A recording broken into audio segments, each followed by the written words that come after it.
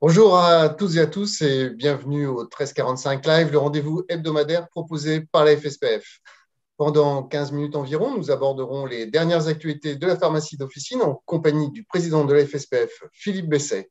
Nous répondrons également à quelques-unes de vos questions à la fin du live, mais sans plus attendre, passons aux questions d'actu.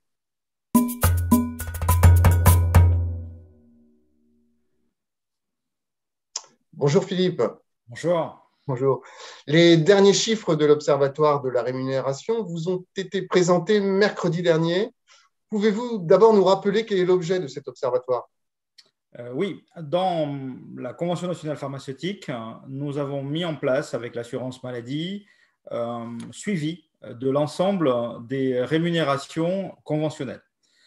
Et pour tout vous dire, les rémunérations conventionnelles, c'est-à-dire les rémunérations qui sont payées par l'assurance maladie aux pharmaciens d'officine, représentent à peu près 80% de on va dire ça, la marge bilan de l'officine.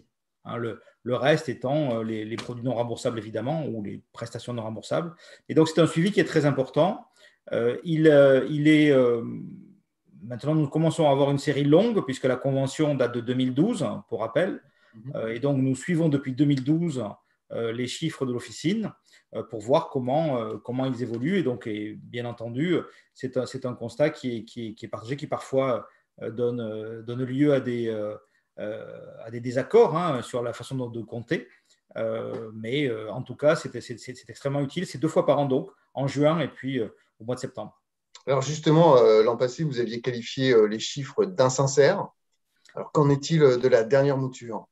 Alors, oui, ils sont beaucoup plus clairs. L'assurance maladie a mis des cases supplémentaires pour ne pas mélanger des choux et des carottes.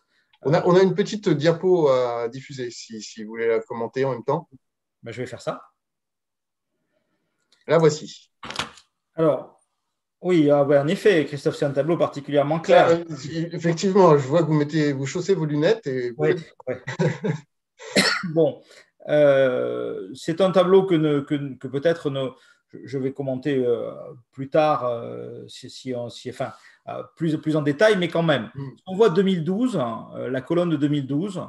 On voit finalement qu'il n'y avait que 2 lignes en 2012, au moment avant donc la réforme qui a changé complètement la façon dont les pharmaciens sont rémunérés.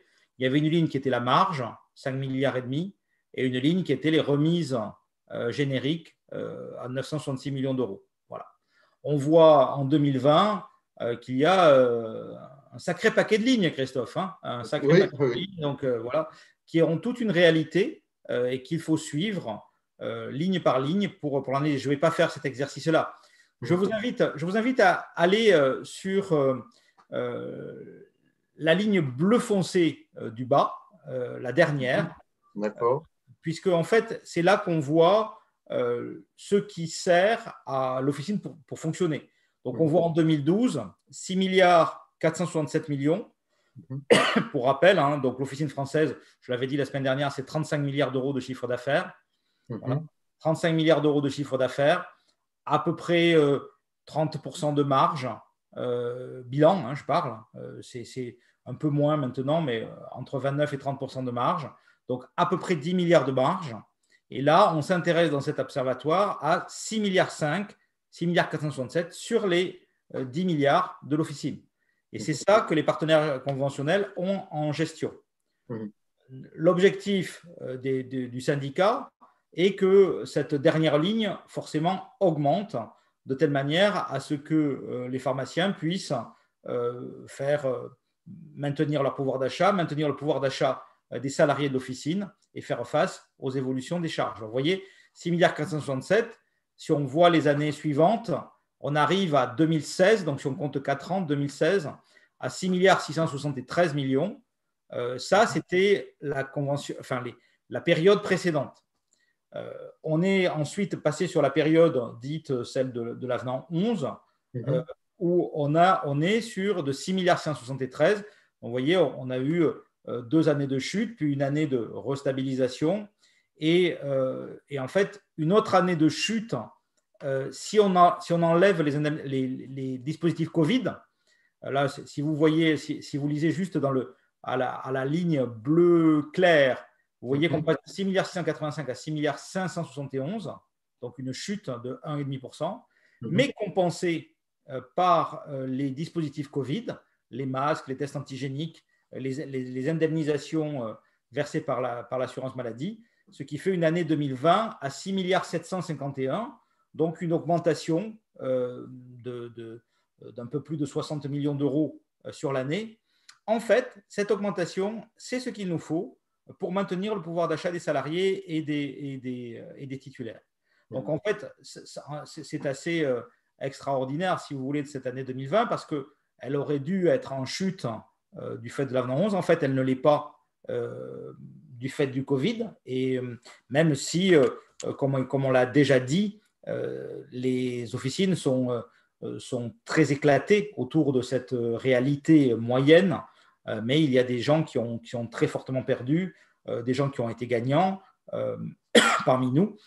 La moyenne, c'est ça que nous suivons dans l'Observatoire. Ça nous sert à quoi, en fait, tout ça? Ça nous sert à nous projeter dans l'avenir. Donc, l'idée maintenant, c'est de faire donc, le T0 de la prochaine Convention nationale pharmaceutique pour une prochaine séquence de 4 ans. Et en fait, vous savez, pour tous nos auditeurs, on dit souvent un syndicat signe ou ne signe pas. En fait, c'est à cause de ça, moi, que la fédération va signer ou pas signer. Soit, donc, il y aura dans cette nouvelle convention des évolutions métiers, évidemment, d'une part, mais aussi un cap économique. Nous devons avoir un cap économique positif.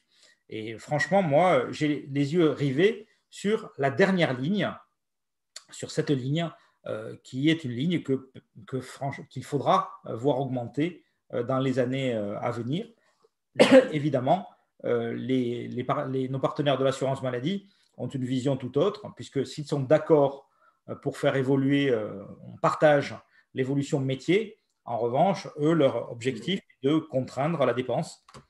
Donc, ça promet une belle négociation à l'automne. Je dis à l'automne que le cap n'est pas encore arrêté. Hein. C'est le ministre qui a ça en main, mais comment dire, il a tout intérêt à avoir une signature d'une profession. Ça me paraît être un bon timing pour tout le monde. Merci Philippe. Alors, mercredi également, s'est tenue la 3e édition des Amphis de l'Officine sur le thème Urgence et Officine. Invités et participés le député Thomas Meunier et le professeur Pierre Carly, patron du SAMU de Paris, ont indiqué que le pharmacien avait toute sa place dans le dispositif du SAS, le service d'accès aux soins, actuellement expérimenté. Alors, je suppose que ces déclarations sont conformes à vos attentes. Oui. À noter que ces débats se sont passés en présence du ministère de la Santé, puisque la Direction générale de l'organisation des soins était présente à ce colloque.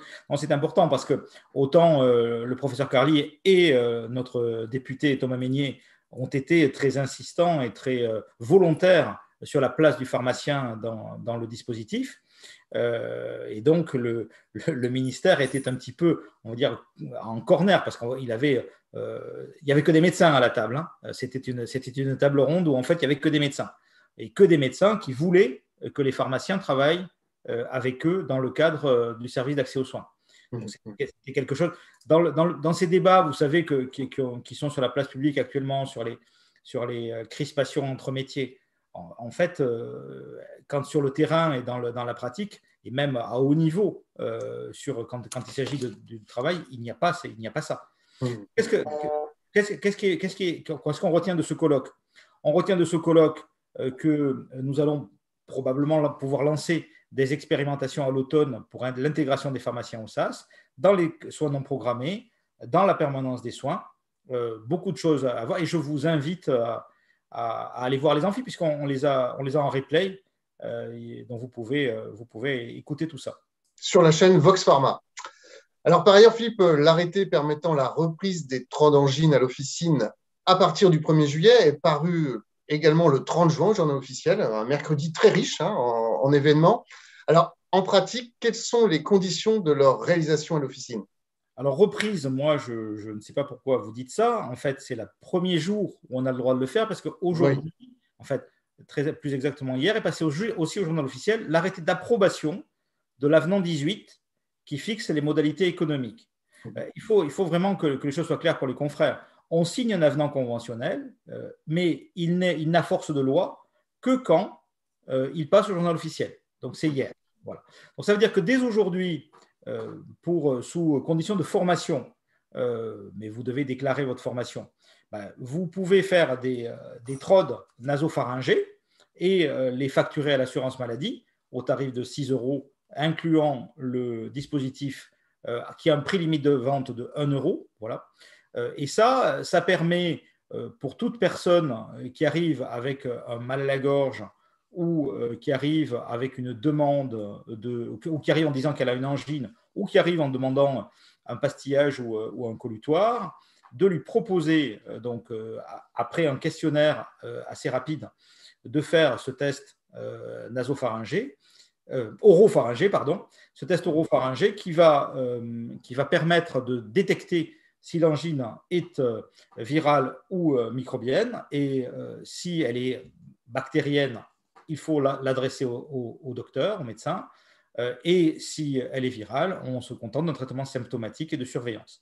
Donc ça, c'est effectif dès aujourd'hui, et j'engage tous les pharmaciens à pratiquer cet acte. Nous sommes maintenant très formés au TROD avec le test nasopharyngé que nous avons fait à des millions de Français. Donc maintenant, ça, c'est un test oropharyngé de même nature et qui permettra de lutter contre la biorésistance et de détecter les angines virales et bactériennes. Très important, ça. Alors, je vous propose maintenant de répondre à la question de Florent Mathieu, coprésident du syndicat des pharmaciens de Meurthe-et-Moselle. Bonjour Philippe, bienvenue à tous les internautes en Lorraine. Je me présente Florent Mathieu, coprésident FSPF 54 avec Philippe Denry. J'ai une question, mais je vais commencer par un coup de gueule. Et vous m'excuserez du terme. Mon coup de gueule est contre l'ARS et la préfecture, qui en panne de patients à vacciner dans les centres de vaccination, laisse encore ouvrir de nouveaux espaces de vaccination dans des grandes surfaces, des supermarchés, des cinémas, et j'en passe des vertes et des pas mûres, alors que les confrères de tout le département sont en panne de vaccins à ARN messager. Comment l'État peut-il nous empêcher de vacciner des patients sur liste d'attente pour leur simple rappel ou leur primo-vaccination, alors que les officinaux ont montré leur action de santé publique en vaccinant déjà plus de 2 millions de personnes en France? Ma question. Des patients parfois âgés, habitués maintenant depuis plusieurs mois à aller chercher leurs médicaments de la rétrocession hospitalière dans leur officine de quartier, ont su assez apprécier la prévenance de leur pharmacien de famille. Et la formule est sciemment choisie. Ils ne comprennent pas devoir retourner chercher leur renouvellement à la pharmacie hospitalière. Peut-on nous expliquer en quoi il est important de pérenniser cette offre pharmaceutique qui devra, in fine, je le précise, être rémunérée à sa juste valeur? Merci. Alors Philippe, votre réponse sur l'intérêt de pérenniser la dispensation de médicaments de la réserve hospitalière? Je répondrai au coup de gueule. Tout à l'heure, j'ai vu qu'il y avait une question dans le chat sur un peu le même sujet. Donc vous pourrez également réagir au coup de gueule, oui. Tout à l'heure. Sur les médicaments de la rétrocession hospitalière, donc le dispositif était effectivement interrompu et effectivement, il faut qu'il reprenne. Nous avons des travaux en cours avec la Direction générale de l'organisation des soins, avec nos confrères praticiens hospitaliers, donc pharmaciens. J'ai d'ailleurs participé à un colloque organisé la semaine dernière sur ce sujet pour voir comment nous pouvions étendre ce dispositif et le pérenniser. Il y aura très probablement un article dans le projet de loi de finances et sécurité sociale pour mettre en place cette mesure en dur, dans le code. Et évidemment, c'est un débat de la Convention nationale pharmaceutique que de voir quelles seront les modalités pratiques et les modalités de rémunération des pharmaciens qui vont pratiquer cet acte en coordination avec le pharmacien hospitalier. À noter qu'il sera très important d'étendre les missions du pharmacien correspondant de telle manière à ce que quand un patient choisit un pharmacien correspondant, au-delà de la mission que nous connaissons désormais d'adaptation des posologies dans le cadre d'une équipe de soins, il faudra que par ailleurs, si un patient choisit son pharmacien correspondant, il puisse être correspondant pour l'hôpital. Et dans le cadre de ces dispensations-là, dans le cadre du parcours du patient ville-hôpital, c'est quelque chose qui sera fondamental. Donc, Florent, c'est en cours.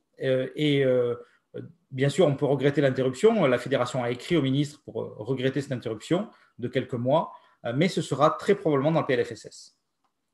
Alors, une réaction au coup de gueule, il nous reste vraiment quelques secondes. Alors, la réaction au coup de gueule, elle sera sous la forme probablement d'une vidéo que je ferai demain. Je suis de garde donc ce week-end, donc je vais avoir le temps de vous faire une petite vidéo. Nous avons cet après-midi une réunion avec le cabinet du ministre sur la vaccination. Donc je vais dire ce que nous pensons tous. Et par ailleurs, ensuite, nous avons une réunion avec la Task Force Vaccin et la Direction générale de la santé pour voir comment se font l'été pour les pharmaciens.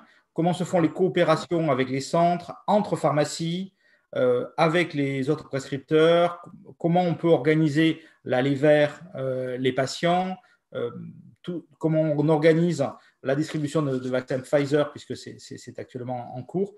Donc tout ça, ça va faire l'objet d'une réunion et je vous en dirai plus, mais bon, je comprends tout à fait, évidemment, le coup de gueule.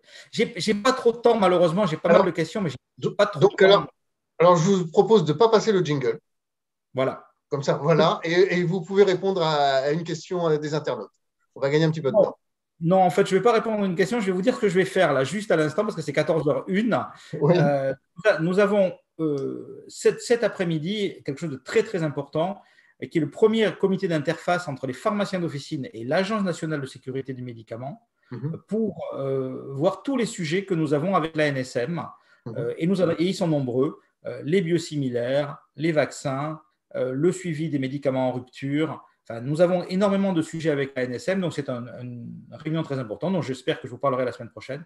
Malheureusement, je ne vais pas pouvoir prendre les questions et il faut vraiment que je trouve un moyen de répondre à ces questions pendant la semaine sur le chat. Je m'y suis déjà engagé et je ne l'ai pas fait, il faut vraiment que je le fasse. Je m'en excuse.